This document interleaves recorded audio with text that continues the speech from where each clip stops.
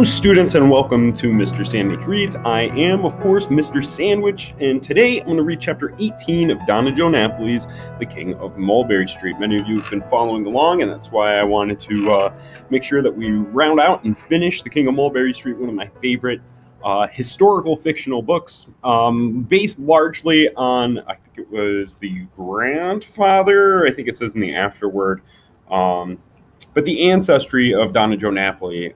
So largely based on truth. Historical fiction, remember, is different than informational text, because informational text is nonfiction. It's totally real. It actually happened. This is historical fiction because the story itself is made up, but it's rooted in a historical time period. It's rooted in the events of, or many events of real people. It's kind of like if you see a movie or a trailer for a movie on TV and it says, based on true events, that means like, or inspired by true events, you see a lot of the time. It means something kind of like it happened, but there's embellishments. The author or the writer kind of had to tweak the story to make it captivating, to fit that plot line, the plot arc.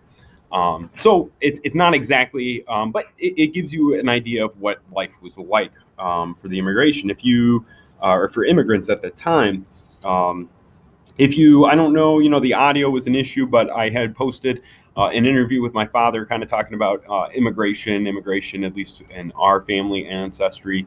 And a lot of things in the book came up as parallels. So I don't know, that audio was tricky and I tried to fix it. I am trying to get new mics to help with interviews and get that going.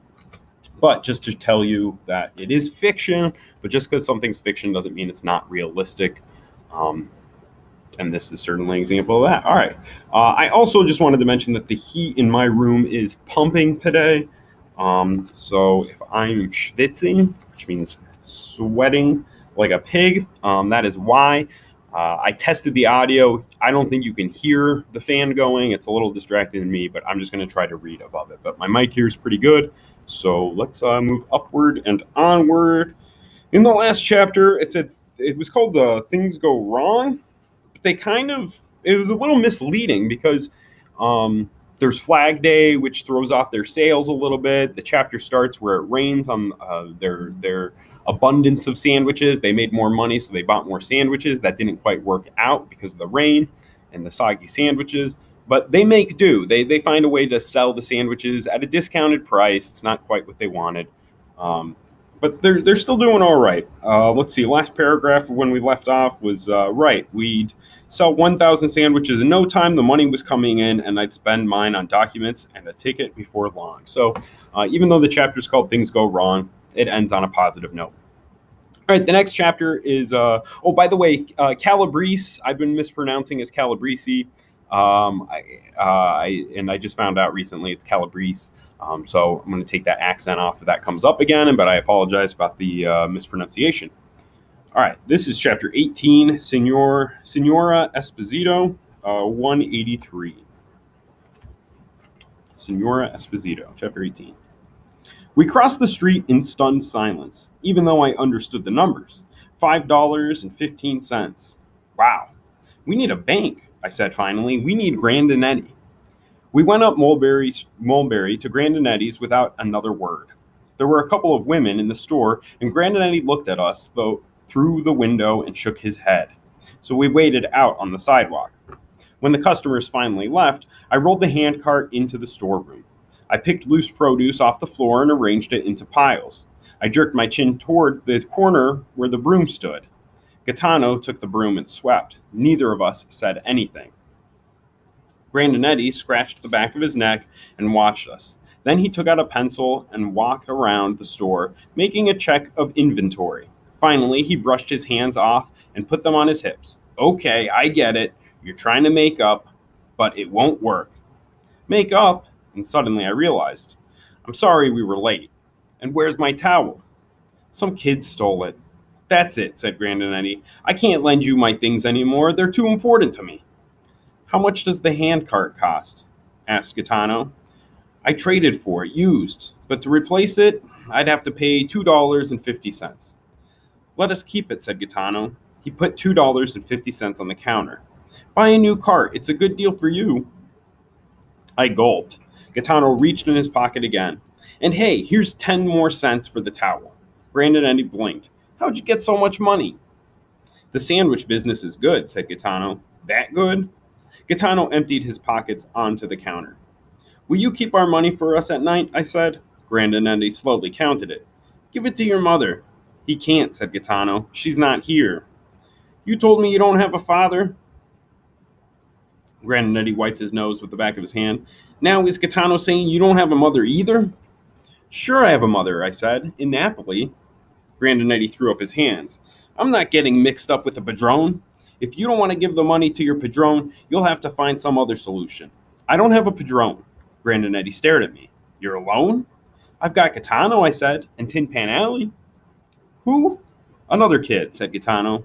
Where's your father? Grandinetti asked Gaetano. Dead. I winced. And your mother? She died when I was born. I clenched my teeth to keep from making a noise. Poor Gaetano. Had he come to America with his father and then had his father died on him? But I could never ask him. I stared at the floor. Do you think that's just a quick reflection here, a quick question as we're reading, always a good way to engage with the text. Do you think Gaetano's telling the truth there? A couple chapters back, Grandinetti said, hey, quit, shoot me straight, basically. Quit lying to me, no tricks. And Gaetano, I think, shook on that and seems to respect that. So I think that Gaetano's telling the truth there, and he is an orphan. But there's that question of, do we fully trust Gaetano, who, remember, sold Dom's documents early in the book? Let's see. I stared at the floor. Let me get this straight. You boys are on your own? Neither one of you has a family or padrone here? We didn't say anything. Where do you sleep? I used to have a barrel, I said, but now I sleep in the park. Grandinetti looked at Gaetano. And you?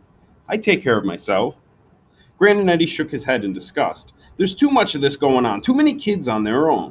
He put the money back in Gaetano's hand. Here's what you do. Cross the street and go to number 44, one flight up. Rent a room from Signora Esposito. How much does a room cost? I asked. It's not a real boarding house. She has one extra room. Tiny. Offer her $2 a week per person with dinner included. We can't afford that, said Gaetano. Did you really earn this money? Yes. Are you planning on earning more? Yes. Then what are you talking about? It's half the price of even the cheapest boarding houses. Grandinetti handed us each a plum. Now get out of here. I'm going to stand in this doorway and watch. Go to the widows. I mean it. If you sleep outdoors with money in your pockets, you'll wake with empty pockets. If you have any clothes on at all, that is. We walked up Mulberry, reading the numbers. Gaetano checked over his shoulder. Grandinetti's still watching us. It doesn't matter whether he watches or not, I said. He's right. We're going to keep earning money. We need a safe place at night, a home. Wherever I am is my home. That's what you say. I saw the policeman chasing you. Gaetano looked stung. What I have is a lot better than the park. I hope so. Here it was, number 44. I opened the door. Gaetano stopped on the sidewalk. Signora Esposito had an apartment one flight up. Was she young? As young as Mama? Her hair was bound to be black. But was it wavy or curly? Did her hands rest easy, or was she always crocheting or chopping vegetables? Was she fat, thin, tall, short? Were there other people there, children? Did they have things to play with? It felt like forever since I'd been in a real home. I had to see this one, and she had to take us in. Come on. I'll look, one quick look, that's all. Gaetano followed me up the stairs. I knocked on the first door. No one answered. There's another door, said Gaetano. So we went to the second door and knocked. Who's there? Came a high voice. It wavered like a singer's. I imagined her willowy and graceful. Dom and Gaetano, I said. Grandinetti, the fruit vendor, he sent us. The sound of a chain being unlatched came from the other side of the door. I held my breath. And there she was, the widow I'd seen in Grandinetti's last Monday morning, the one who had watched him like a hawk, as though he was going to cheat her. She had on a robe and her face wasn't powdered, but she still looked scary like a ghost. What do you want? Said the hag. I couldn't speak. Gaetano gave me a little punch in the kidneys. Ah! Burst from me. Grandinetti said you might have a room for rent? She examined Gaetano from head to toe, then me. When she got to my shoes, she nodded. My children are grown. There's 3 beds in the room. She stepped back. Well, are you going to come in or not? She patted her hair nervously. It was black with gray streaks, and it looked hard and dry as straw. So in that moment there, she sees Dom's shoes, and she kind of maybe thinks, okay, there's more to him. He comes from something because he's got these nice shoes. He's not, as they would say in the last chapter, Scugnesi, which is like the poorest of the poor, and just yeah, that association with kind of being a beggar, and not necessarily like.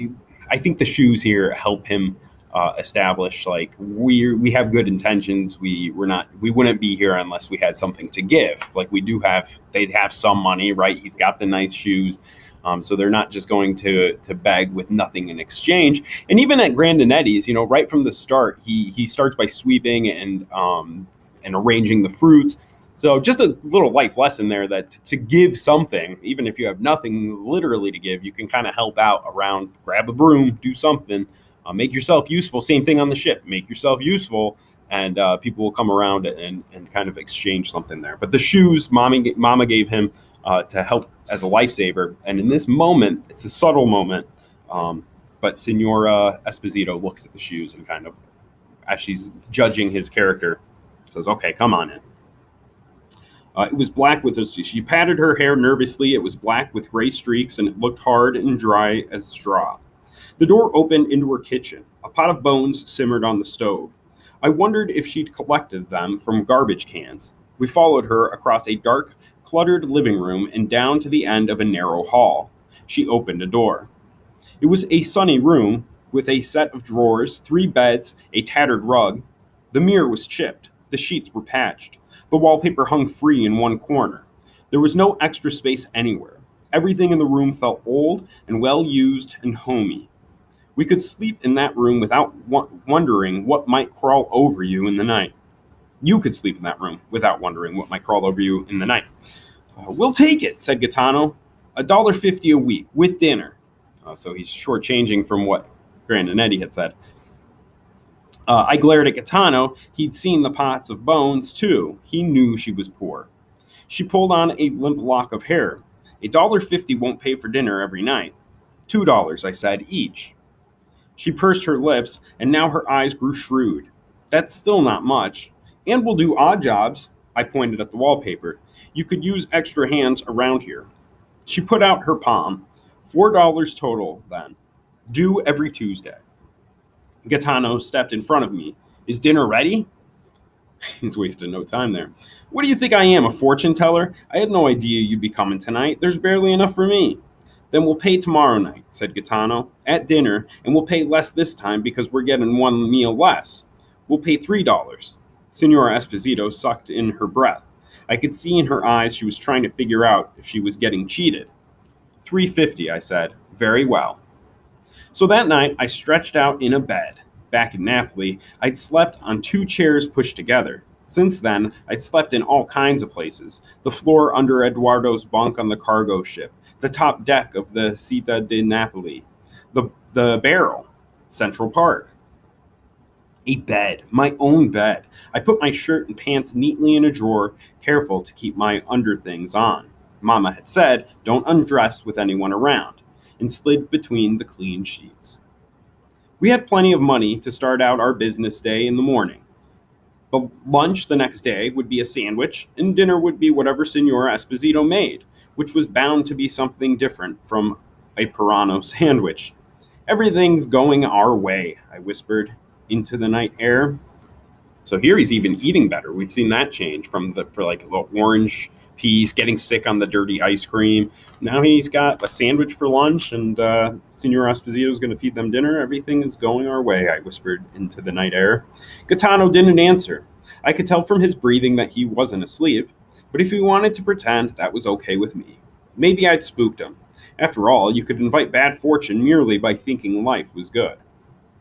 I rolled on my side. The mattress yielded, like the stuffing in the chairs back in Napoli. The bed frame creaked. Had the chairs creaked when I rolled back home? I couldn't remember. How could that be? Panic made my throat narrow. I had trouble breathing. I sat up in the dark to try to get more air. I should still remember everything back about Napoli, every detail. How long had it been? Was it 2 months? I could remember if I tried hard enough. Okay, I'd start with Nona's Proverbs. I imagined her sitting at the kitchen table crocheting, her tiny hands moving so fast, saying, O cane mazaka o stracciato. The dog bites whoever dresses in rags. I lay on my stomach and reached under my pillow to rest my hands on my shoes. Those shoes kept me from looking like I was dressed in rags. Signora Esposito had given us the room because of them. One more way, these shoes had paved my path. A recipe now. I could remember a recipe for sure. Spaghetti puttanesca. Aunt Sarah made it best. She put tomatoes in a bowl and poured boiling water over them. In another bowl, she put our secret ingredient, a couple of handfuls of raisins, with boiling water over them too. She pitted black olives and sliced them, and chopped a few cloves of garlic. Then put olive oil in the pan and crushed in a couple of dried red peppers. When the pepper smoke made us cough, she added anchovy fillets, smushing them with the back of a spoon till they came apart in the oil. Then the olives and garlic and spoonful of capers. She peeled the tomatoes. The skin came off easy after they'd been sitting in the hot water, and cut them into the pan with a pinch of salt. She drained the raisins and threw them in, and it was done, ready to pour over spaghetti with chopped parsley on top. I was remembering everything. Breath came easy now. I could remember. I could see Uncle Vittorio, tall and thin and sallow. I could feel the thick calluses on the scoop of palm between his thumb and first finger on both hands, from holding that broom he swept the streets with every night. I could smell horses in Uncle Aurelio's hair and see the burn scars from the smithy fire on his knuckles. Smithy fire? No, smithy fire on his knuckles. I could see Aunt Rebecca tucking my cousins into bed and Luigi and Ernesto protesting. Just one more story. She'd sit on the edge of the bed, her jutting jaw moving slowly as she told about a silly man who saw the reflection of the moon in a pond and thought the moon itself was in the water. The whole of her wide girth would jiggle when she laughed. And at last, I saw Mama. The inside of my nose prickled with held-back tears. Mama in front of a window, light flooding around her. She was beautiful and warm and soft and strong and Anna's sweet. And she was crying. And she was crying. I had to work hard and earn my ticket fast. 1,000 sandwiches. That wasn't so far away now, not at this rate. And I had to spend the last hour of every day going over everything I could remember from Napoli so that I'd recognize it all when I finally got home. That way, it would be just as though I'd never been gone at all. She'd be proud of me when I got home, proud to know I'd been my boss, been my own boss. I pressed the heels of my palms on my eyelids. That was the old trick he used for trying not to cry. You okay? Gaetano sat up now. I didn't answer.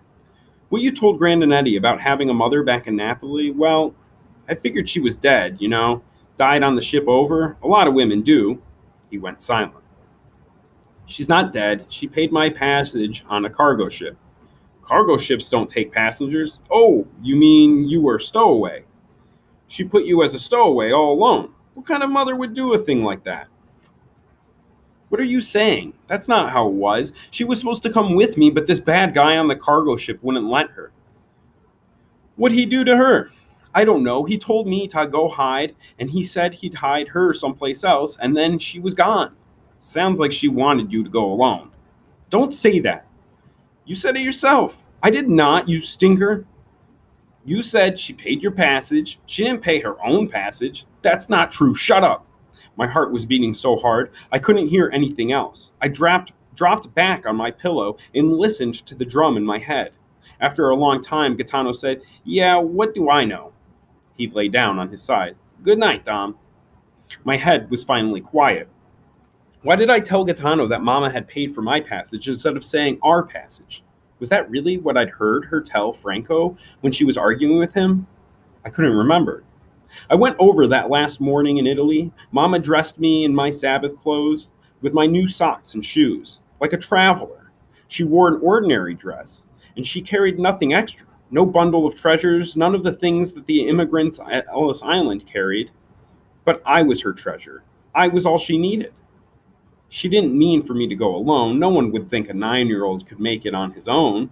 Sure, Rosario, Tonino's oldest daughter, was taking care of her 4 younger brothers while he made his fortune in America, and she was my age. But Rosaria had neighbors and relatives who looked in on her. I was alone. Mama would never have stowed me away alone. The smell of citronella candle came through the open window, and I remembered Mama crying. She had cried for 3 nights in a row. I was going to ask her why, but each morning when we woke, I'd forget. The heels of my hands pressed so hard on my eyeballs, I saw white inside my head. Ci tiene mamma non chiagne. Whoever has a mother doesn't cry, one of Nona's proverbs. I had a mother, and she hadn't put me on the boat alone on purpose. She wouldn't have. She couldn't have. She loved me. Mama loved me. I got out of bed and shut the window. So of all the conflicts, the conflict in this story, is it person versus self? Is it person versus person? Is it person versus society? I think we get a little bit of these conflicts. But in this chapter, especially at the end of this chapter, I think we have person versus self. And do you think that Mama sent, I think there's several indications that Mama sent him alone. But Dom is having a hard time wrestling with those feelings. There's no way he's still in denial at the end of this chapter. There's no way she'd send me alone. And even Gaetano kind of is like, you even said she paid your passage, right? She didn't say you paid both your passages. She wasn't carrying any extra luggage there, but I'm all she needs, he kind of tells himself. So those last 2 pages might be worth going back and revisiting, but he kind of wrestles back and forth. There's that inner dialogue, person versus self. Did Mama really send me here by myself? And if so, I mean, is Dom's plan, this whole thing, is 1,000 sandwiches, get the documents, get back to Napoli? Might that change that plan? Does he still want to get back to see Mama? Do you think he might be mad at her? Or there's a lot of feelings there at the end. So something to think about there as we look at just one of the many conflicts in The King of Mulberry Street. I hope you enjoyed that. Always good. I love this book. Hope you are too. Thanks for following. Take it easy. Peace.